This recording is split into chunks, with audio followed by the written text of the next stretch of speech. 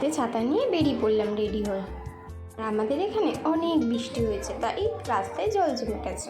আমরা স্টেশনে এসে বসে রয়েছি, আর তোমাদের দাদাভাই গেছে টিকিট কাটতে। আর এইদিকে রিবানটা এই ভলুটাকে দেখে কত কথা, তার সাথে পাশে থাকা কাকু কাকিমারা ওদের সাথে কথা বলছে, আর ও তার সাথে চুপ করে আছে। আর বাইরে বেরালে কত শান্ত ছেলে, আমি সেটাই ওকে বলছিলাম এক্ষুনি।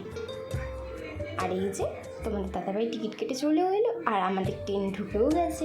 এবার আমরা ট্রেনে উঠবো।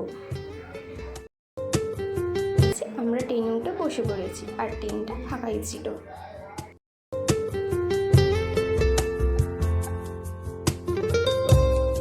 ট্রেনে উঠে রিবান দুষ্টুমি আরম্ভ করে দিয়েছে। আর এই যে বাইরে থাকা মেঘলা আকাশটা কি সুন্দর লাগছে, তাই না? তোমাদের তো বলাই হয়নি আমরা কোথায় যাচ্ছি। আমি এই যে মাথায় ছাতা নিয়ে চলে যাচ্ছি আমার মাসি শাশুড়ির বাড়িতে। এই যে আমি পৌঁছে গেছি। এইদিকে রিবানও খেলনা নিয়ে খেলতে আরম্ভ করে দিয়েছে। আর এখানেই চলে এসে একটা দিদিকেও পেয়ে গেছে, একটা দাদাকেও পেয়ে গেছে। আর তার সাথে তোমাদের সাথে দেখা হচ্ছে বিকেলবেলার টিফিন খেতে খেতে। এই যে টিফিন খেয়ে আমরা বেরিয়ে গেছি বাসে ওঠার উদ্দেশ্যে। এদিকে আমরা বাসের সামনের দিকে সিট পেয়ে গেছি, আর বাসের সামনের দিকেই বসে পড়েছি।